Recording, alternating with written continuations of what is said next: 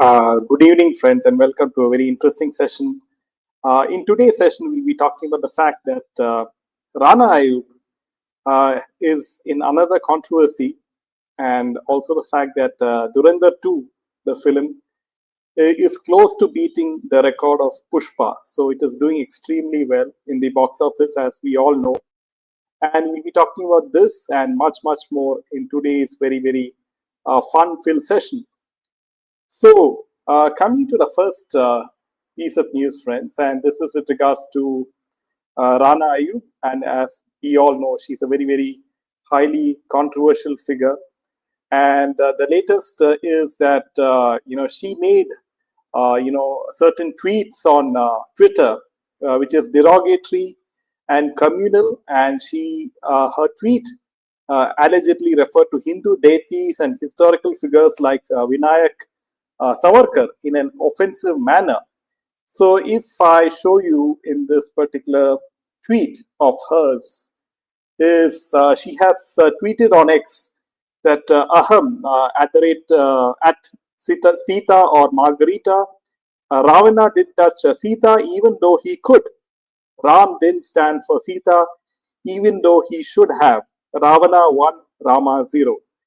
So, in this particular tweet of hers, it is very clear that she is all praise for Ravan, and she is clearly mocking Rama in this particular tweet of hers. So this has gotten her into a lot of trouble, and also welcome Vinya. So you have watched both Dhurandhar. So you can type one if you have watched Dhurandhar, or if you haven't watched Dhurandhar, you can type two. There's a poll which is going on in our show, in our live show, if you're interested. So coming back to Rana Ayub, and now in this particular case, the High Court has asked the center, the Delhi police, and X, the platform, to take appropriate action against her. And hearing a petition claiming that a post could disturb communal harmony, the court noted that the issue required urgent attention and sought responses from the concerned parties. Now, this context is that the tweets were these particular tweets in question were reportedly older posts from the year around 2013 to 2017, and the petitioner argued they were inflammatory and hurt religious sentiments. Rana Ayub stands. Rana Ayub has previously said that such complaints are attempts to intimidate or silence her voice, and her post does not violate the law. She has been involved in several public controversies over the past couple of years, often linked to her journalism, social media activity, and political commentary. So, friends, this is not the single occasion where she has created such a ruckus and controversy in social media. Let us jog your memory back with regards to what all controversies that has Rana Ayub been involved in. So number one is you have back in 2016 you had the Tehelka sting, where early in her career at Tehelka she conducted undercover reporting related to the 2002 Gujarat riots, and her later book Gujarat Files alleged complicity of state officials. Critics questioned the authenticity and methodology of her recordings, while supporters defended as bold investigative journalism. So it was very clearly that she was always against the likes of PM Modi right from the beginning. Before when he was the CM of Gujarat, and you had this incident of the Gujarat riots in 2002, if you remember. So number two is the legal cases and financial probe. In 2022, the ED accused her of money laundering related to crowdfunding campaigns. So this is how she used to get her money and funding from. The agency alleged misuse of funds raised for COVID-19 relief and charity. Rana Ayub denied wrongdoing, called it politically motivated harassment. Courts later granted her relief, including protection from coercive action at various stages. So court granted her relief. So maybe the Evidence which was gathered by the enforcement directorate was not enough to punish her. Now, number three is the social media controversies. Multiple old tweets attributed to her have triggered backlash. Allegations of offensive remarks about Hindu deities and figures, as we know. Accusation of being communal or inflammatory. So these are all not allegations or accusations. It is quite there in the open. She has tweeted against Hindu gods and made fun of them. Now, also, she was involved in a travel ban incident. She was stopped from boarding a flight to London, and authorities said there was a lookout circular linked to the ED investigation. Rana Ayub claimed it was an attempt to silence her internationally. So, also, international attention and Pegasus issue. Her name appeared in reports related to Pegasus spyware controversy.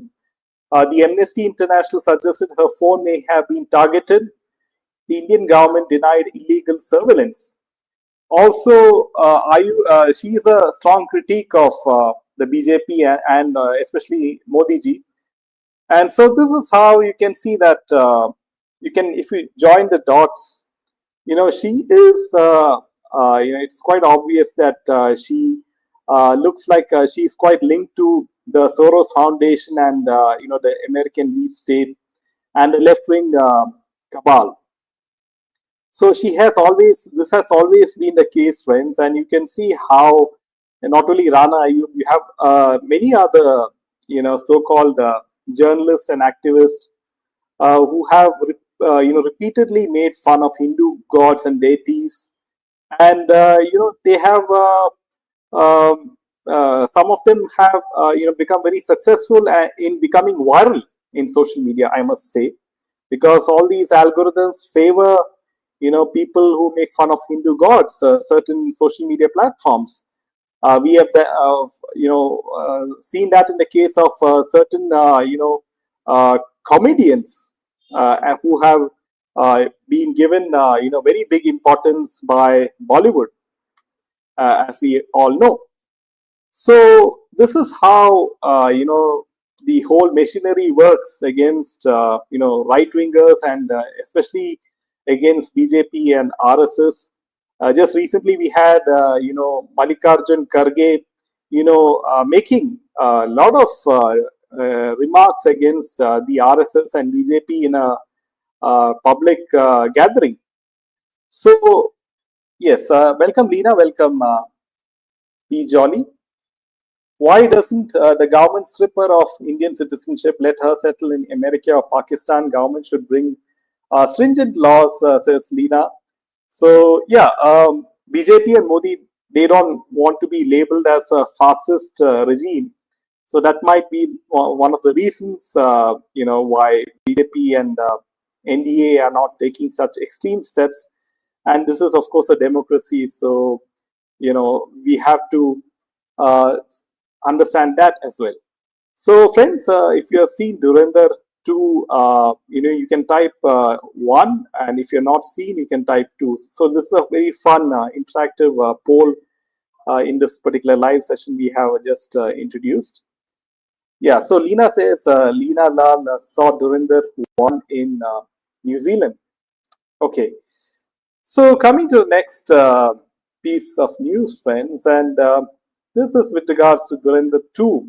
And as we all know, Dhurandhar 2 is doing extremely well, and it is close to collecting a lot of money in the box office. And what is very funny is that even in Pakistan, Pakistan is also set to screen this film because they are short of paying money to the huge loan which UAE wants from them. Now, Dhurandhar 2 is in the world's top 10 highest grossing films of 2026. So this is a huge achievement for the film as well, and also the fact that it is close to beating the record of PUSHPA. So you can see how this is this film, which people label it as a BJP propaganda film. has done extremely well, and people have accepted it with open arms. People are just flocking to the theaters left and right in not only in India but also all over the world. And some people are watching it twice or thrice because they didn't mind sitting in the theater for 4 hours straight watching the film. So that speaks a lot about the director and his ability to capture the audience for 4 hours straight, because we live in times where the attention spans are becoming shorter and shorter, and people are addicted to in their mobile phones seeing shorts and reels. They don't have the patience to watch long form content or videos. But this is quite very interesting to see that people, if the film is really really good, if it is of high quality, if it is factual, people don't mind spending 4 hours of their valuable time in a theater and seeing a film. So Pakistan charging 60% tax for UAE going to allow Dhurandhar 1 and 2 in all cineplex in entire UAE. Yes, Leena ji. And also Pakistan charging 60% tax for those who want to watch this film. Pakistan needs money. So some of the Chinese laws we need in India, especially for those who are anti-India. Yes, Leena ji. So now coming to the next piece of news, friends, and it's with regards to Rahul Gandhi. And as we all know that today was voting day in some of the states like Kerala, and uh, according to certain reports that there was a good turnout, voter turnout in many of these states. So friends, if you do like our content, make sure to hit the like button and share this video with your friends. So now with regards to Rahul Gandhi's citizenship case, so that is what the latest update is about. Now the matter involves a plea seeking registration of an FIR against Rahul Gandhi over the allegations that he holds British citizenship. The plea was filed by Vignesh Shishir, a BJP worker from Karnataka. He challenged a January 2026 order of a Lucknow court, which had refused to direct registration of an FIR. Now, what the Allahabad High Court said, the Allahabad High Court refused to examine the Ministry of Home Affairs records related to this issue. The court clearly stated that it will not go into the correctness of the allegations made by the petitioner. The bench said it does not propose to examine whether the allegations are true. Even though the Ministry of Home Affairs officials brought records to the court, the judges declined to look into them. The court has posted the case for further hearing on April 15th of 2026. So as we all know, the allegations filed by the petitioner claim that Rahul Gandhi was allegedly associated with the UK-based company Backups Limited. He supposedly declared his nationality as British in certain documents. Based on this, the petitioner sought action under laws like Foreigners Act, Passport Act, and Official Secrets Act. The High Court has not accepted or rejected the allegations. It has simply said it will not examine their correctness at this stage, and the matter is still pending. So this is the story with all of the cases of the Gandhis. The judges and the courts keep on postponing the dates and the judgment of the particular case, whether it is the citizenship case, whether it is the National Herald case or any other case related to the Gandhis. This is what is happening, friends. And, despite the Ministry of Home Affairs doing their best, this is unfortunately the case. But when it comes to the common man or any other person, the judgment is very, very fast. And this is how, unfortunately, the law works in India. So, sir, do a program on the polls in Assam and other states. We will, Leena ji. Pakistanis have started liking the movie except those living in Liari, says Vinia. At least they are watching the film, isn't it? Many of the people in Pakistanis, they are watching the pirated version of this particular film. So it is quite clear that whether they don't like or like this particular film, they are quite curious to seeing this film. That's for sure. The collegium system should be removed, says Lena. So now, friends, coming to the next piece of news, and we all know this is a huge, very funny incident that Pawan Khera has, fled to Telangana, and the Telangana High Court on Thursday reserved the orders in the anticipatory bail plea moved by Pawan Khera in connection with the FIR filed by Himanta Biswa Sharma's wife Riniki Sharma of allegations related to her holding multiple passports. And the Justice K. Sujana is likely to pronounce the verdict tomorrow. The anticipatory bail petition has been filed in Hyderabad, where Pawan Khera has a house.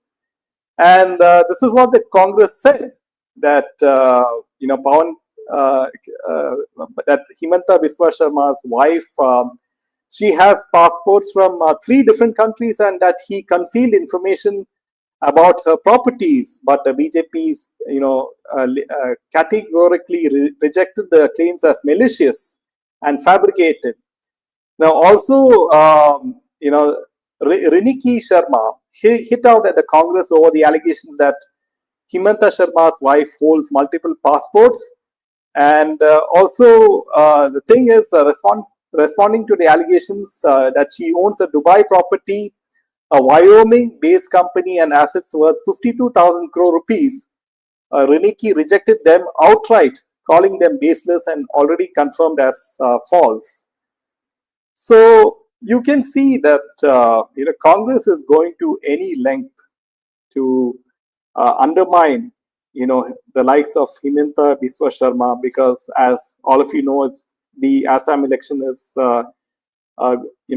close, and people are out there to vote for them. So friends, let's see how as the elections are going on in 5 states, let's see how the NDA performs in Kerala, Tamil Nadu, Assam, Puducherry, and most importantly in West Bengal, because Mamata Banerjee is really, really nervous, especially about the SR, implementation, and so many lakh voters were, removed from the roll because of, they were not legit.